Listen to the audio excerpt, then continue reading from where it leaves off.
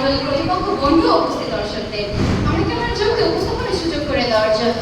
আমি Raisa কামাইচা ideal high স্কুলের নবম শ্রেণীর ব্যবসায় শিক্ষা বিভাগের শিক্ষার্থী।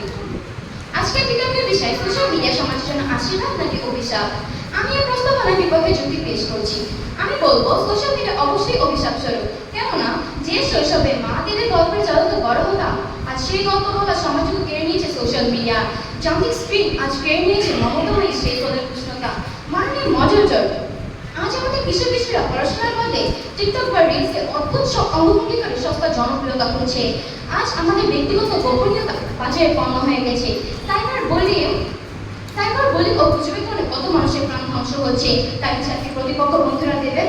বিখ্যাত বিজ্ঞানী জেরো নানিয়া বলেছেন, আপনি যদি কোনো সার্ভিসিংয়ের টাকা না দেন তাহলে জানবেন আপনি নিজেই সেই সার্ভিসিংয়ের পণ্য। আজ আমরা ফেসবুক ও ইনস্টাগ্রামে পণ্য হয়ে দাঁড়িয়েছি। মাননীয় মজার ভেবে দেখুন, আগে কেউ দুর্ঘটনা করলে মানুষ তাকে হাসপাতালে নিত, আর এখন সবার আগে ফোনে ক্যামেরা বের করে সেটা ভিডিও করে সোশ্যাল মিডিয়ায় আপলোড করার চিন্তা করে। এই অমানবিকতা কেন অভিশাপের প্রমাণ দেয় না? আমার প্রতিপক্ষ বন্ধু, তোমরা যে কথা বলেছো, আমি তোমাদের প্রশ্ন করতে চাই, তোমরা যদি আজ রাতে বাড়ি ফিরে দেখো তোমাদের কোনো ছোট ভাই বা বোন পড়াশোনার বদলে তোমাদের কোনো বিরোধী পোস্ট বা আজেবাজে ভিডিও দেখে রাত কাটায়, তখন কি তোমরা বলবে খুব ভালো আশীর্বাদ গ্রহণ করছো? তখন তোমরা নিজের সেটা অভিশাপ মনের ফোনটা কেড়ে নেবে। মাননীয় মজার জল, সোশ্যাল মিডিয়া ও এআই এর মাধ্যমে শিক্ষার্থীদের মগজ অলস করে দিয়েছে। এখন আর কেউ চিন্তা করে সৃজনশীল উত্তর লেখে না, বরং বিভিন্ন সাইট থেকে কপি পেস্ট করে মেধা অপমৃত্যু ঘটাচ্ছে।